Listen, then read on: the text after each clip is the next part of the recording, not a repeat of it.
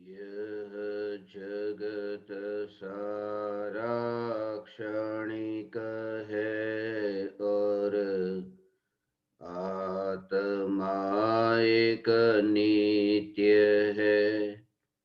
आत्मा का अनुभव बस एकमात्र नित्य है।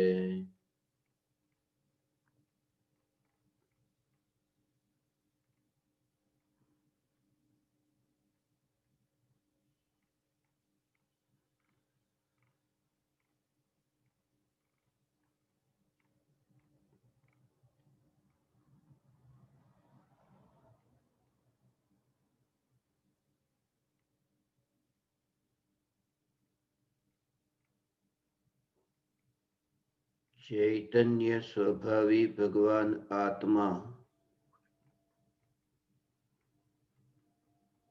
अनादि अनंत शुद्ध चैतन्य मात्र है। ज्ञान मात्र है।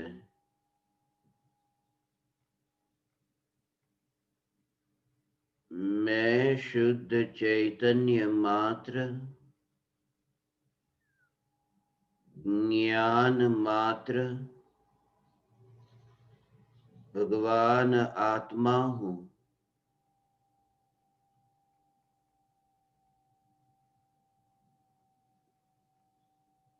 त्रिकाल शुद्ध चैतन्य परमात्मा हूँ।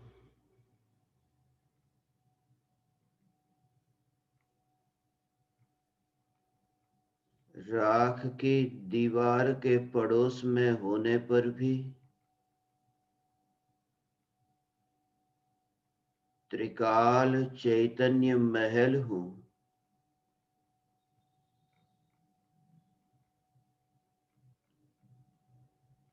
मिट्टी के योग में होने पर भी त्रिकाल चैतन्य ज्योति हूँ।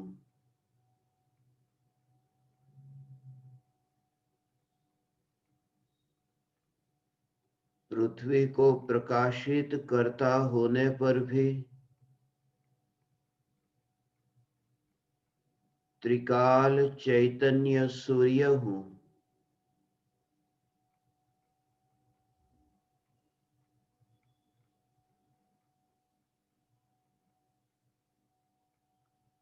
राग और द्वेष के विकारी भाव उत्पन्न होने पर भी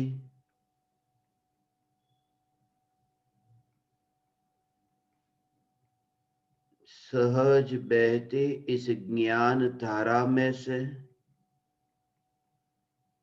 राग और द्वेष के विकल्पों में नहीं जाने वाला हूँ।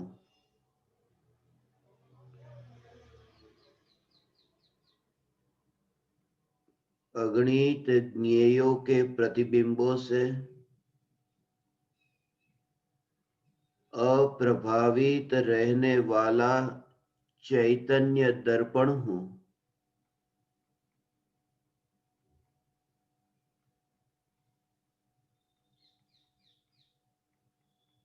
पर्याय में प्रति समय जन्म मरण होता है,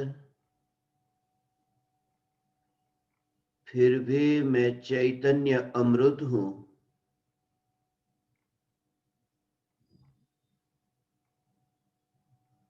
जिस पर्याय में आत्मा अनुभव में आता है,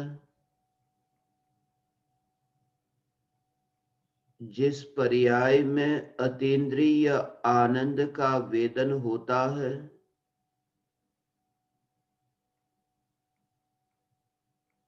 उन पर्यायों में भी नहीं मिलने वाला ऐसा ज्ञायक देव हूँ।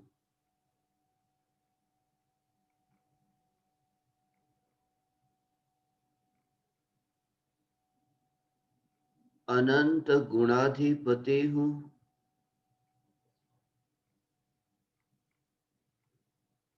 अनंत गुणाधिपति भगवान आत्मा के अनंत गुणों की गिनती नहीं हो सकती। किसी भी गुण को क्रम से नहीं रखा जा सकता।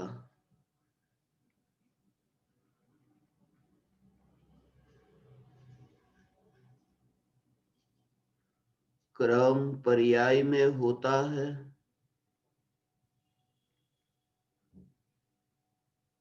गुण अक्रम होते हैं।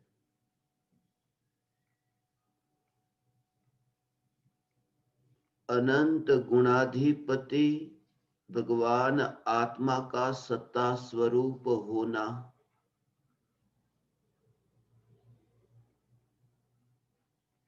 जानना जानना जानना, यह भी एक होना है।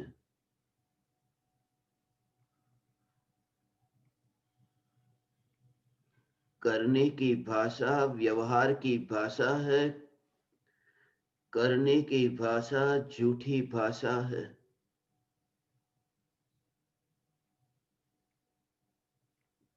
करने की भाषा वस्तु स्वरूप से विपरीत है। इस जगत में प्रत्येक पर्याय परिणमित होती है।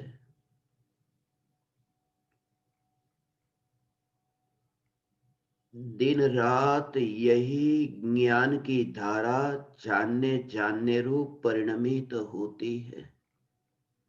ज्ञान में भी अकर्ता, ज्ञान का भी अकर्ता, ज्ञान से भी अकर्ता, ऐसा यह ज्ञान का प्रवाह। नींद में भी स्वप्न में भी यह ज्ञान का प्रवाह पकड़ करके ज्ञान को आगे नहीं लिया जा सकता। ज्ञान को जबरदस्ती यात्रा कराने की जरूरत नहीं। जिसकी यात्रा स्वतः स्वयं हो रही है, उसमें फिर करने का क्या प्रयोजन। ऐसा यह ज्ञान का प्रवाह, यह ज्ञान की यात्रा अकर्ता अकर्ता अकर्ता, ज्ञान के प्रवाह में भी अकर्ता। पर पदार्थों की पर्यायों में तो अकर्ता, मगर ज्ञान के जानने रूप प्रवाह में परिणमन में भी अकर्ता।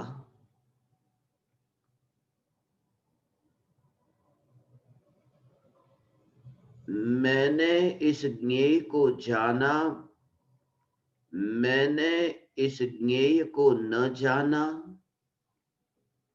ऐसा जिसे विकल्प नहीं है, ऐसा ज्ञान का जानना।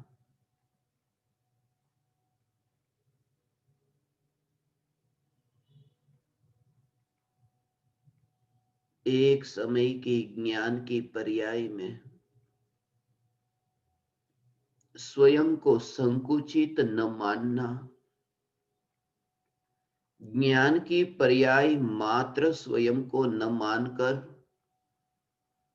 त्रिकाल ज्ञायक स्वरूप स्वीकार।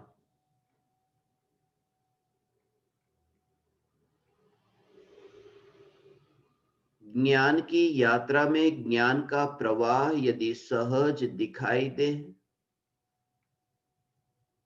तो देह की क्रिया सहज कैसे न दिखाई दे।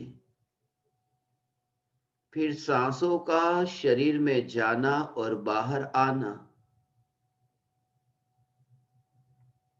भोजन के लिए हाथ फैलाना और मुंह तक लाना, फिर भोजन को चबाना और फिर मल को विसर्जित करना, फिर चलना और ठहर जाना। जिसने ज्ञान के प्रवाह को सहज जाना वह देह की क्रिया को सहज जानता है और देह की क्रिया में स्वयं को गैर हाजिर अनुभव करता है। देह की क्रिया में स्वयं को फैला हुआ नहीं मानता, वह सदैव जागृत है, वह प्रज्वलित ज्ञान दीपक है। कितना भी धुआं हो और कितनी भी मिट्टी हो, शिकायत नहीं करती है ज्योति, बोझ नहीं आता। आज तक किसी भी ज्योति पर बोझ नहीं आया कि दीपक की इतनी ज्यादा मिट्टी क्यों है। आज तक किसी भी ज्योति ने यह शिकायत नहीं की कि यहां इतना धुआं धुआं क्यों है। जैसे ज्योति का सहजपना, जैसे ज्योति का अलिप्तपना, जैसे ज्योति निर्विकल्प, ऐसे ही ये ज्ञान की ज्योति निर्विकल्प है। मैं ज्ञान ज्योति हूं। ज्ञान ज्योति की देह की मिट्टी से कोई शिकायत नहीं। निगोदिया का देह, जिस छोटे से देह में अनंत निगोदिया का वास हो, फिर भी ज्ञान ज्योति को विरोध नहीं कि ये मिट्टी इतनी कम क्यों है। और 500 धनुष की काया हो तो भी ज्ञान की ज्योति पर बोझ नहीं कि अरे इतनी ज्यादा मिट्टी। ज्योति सदैव प्रकाशित है। ऐसे ही ये ज्ञान की ज्योति जहां विकल्प नहीं, जहां विकृति उठती है, वह ज्योति के बाहर है। धन का ढेर, जिसका संयोग हो वियोग हो, परिवारजन जिनका संयोग हो वियोग हो, मनुष्य देह जिसका संयोग हो वियोग हो, ये सब बाहर की क्रियाएं, मगर ज्ञान की ज्योति में कोई विरोध नहीं होता। बस इसी में एकत्व की जो विरोध नहीं करती, यह चैतन्य ज्योति मात्र मैं भगवान आत्मा हूं। और जैसे जैसे ये तत्व विचार होगा कि फिर ये विकल्प सहज ही शांत हो जाएगा। विकल्प शांत हो जाएगा, वह विकल्प ही न रहेगा। विकल्प शांत होकर रहता है ऐसा नहीं, विकल्प शांत हो जाता है, अर्थात विकल्प रहता ही नहीं। शांत विकल्प कोई होता ही नहीं, विकल्प शांत होता ही नहीं। विकल्प की सत्ता ही नहीं रहे, बस उस दशा को व्यवहार की भाषा में विकल्प शांत हो गया कहते हैं। सागर की तरंग शांत हो गई। शांत तरंग कोई होती नहीं, सिर्फ तरंग का न होना, इसे शांत हो जाना कहते हैं। विकल्पों की तरंगों का न रहना ही ये शांत होना है। विकल्पों की तरंगों से छुटकारा होगा। उन तरंगों को खोज न सकेंगे, वे तरंग कहां गई। जब शांत सागर का दर्शन हुआ और फिर तरंगों को खोजने के लिए कोई निकले, तरंग दिखाई ही न देगी। और थोड़ी देर में तो ऐसी दशा होगी कि कभी तरंग थी वह भी विकल्प न उठेगा, क्योंकि शांत सागर के दर्शन करते करते ऐसा मस्त हो रहा है कि तरंगों को तो भूल ही चुका। जब निर्विकल्प अनुभूति होती है, विकल्पों की तरंग शांत होती है। ये शांत निर्विकल्प अनुभूति, वे तरंग ही शांत सागर में रूपांतरित हो गई। वे तरंग और कुछ भी नहीं था, वे तरंग अशांत सागर था, और वह अशांत सागर परिणमित हुआ। अब उस अशांति को खोजा नहीं जा सकता, क्योंकि एक समय में दो पर्याय नहीं, उछलती तरंग रूप और शांत सागर रूप। जैसे ही निर्विकल्प अनुभूति हुई कि विकल्पों की तरंगे सहज ही छूट गई, विकल्पों की तरंग तो पीछे रह गई और निर्विकल्प की यात्रा आगे की ओर हो रही है। संसार तो पीछे गया और मुक्ति आगे की ओर है। बंधन पीछे गया और छुटकारा आगे की ओर है।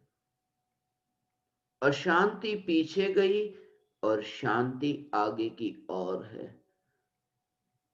पर्याय में ऐसा परिणमन होता है, अशांति छूटी और शांति की ओर यात्रा हो रही है। फिर भी भीतर में श्रद्धा की पकड़, न अशांति में न शांति में। अशांति भी मैं नहीं और शांति भी मैं नहीं, क्योंकि मैं शांत हूं। मैं शांत हूं, मैं अशांति भी नहीं और शांति भी नहीं। अशांति पर्याय, शांति पर्याय।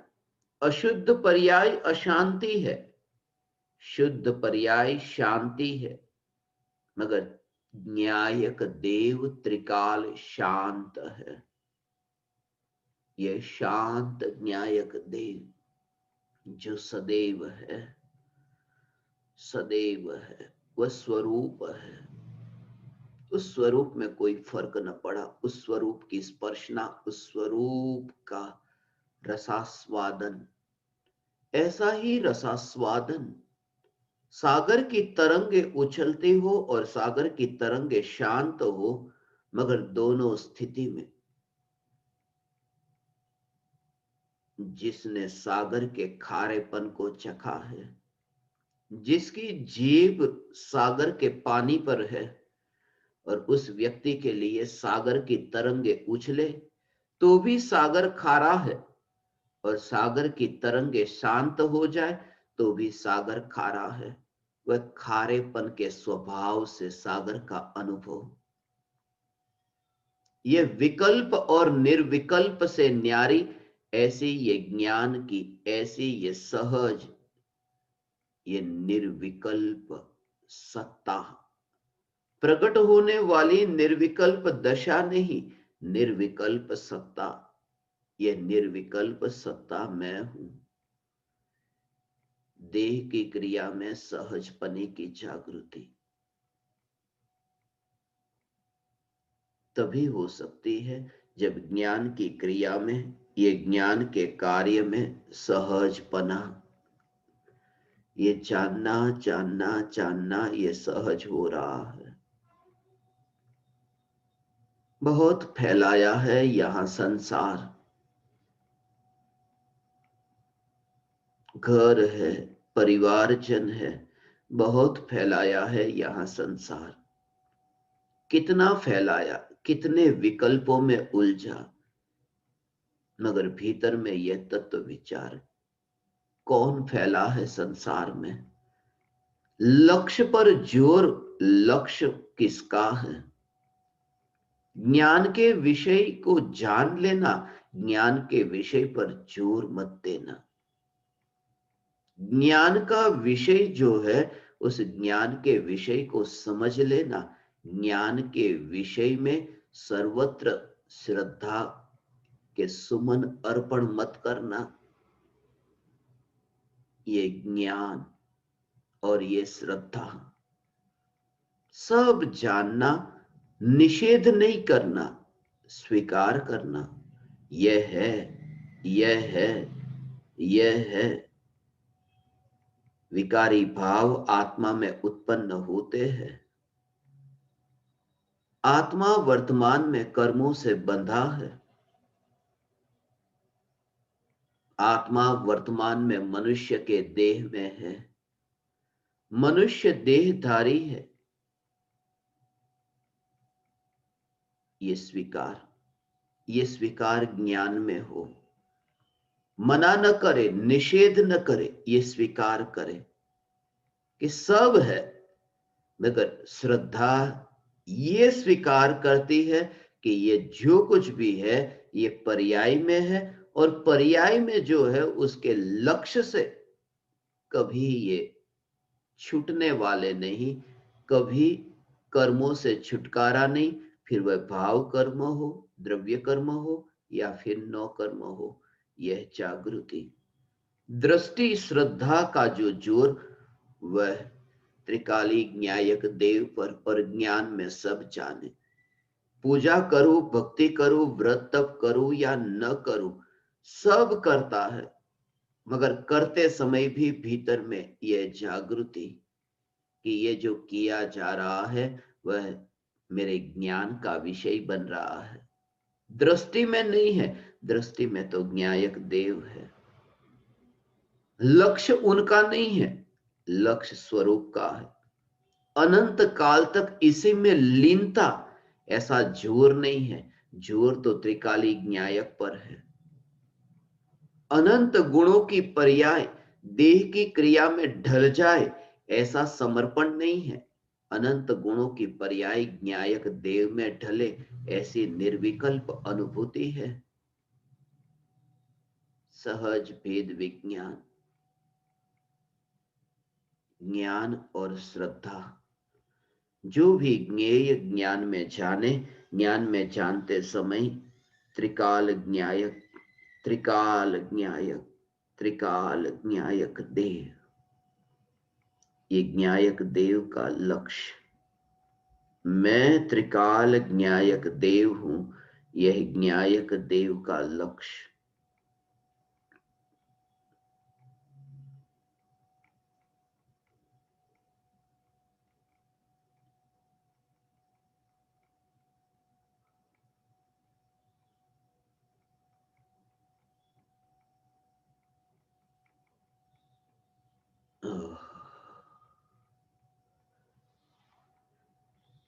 त्रिकाल न्यायक,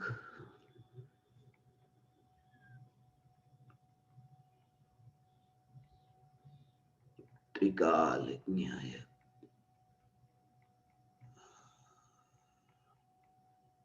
त्रिकाल न्यायक।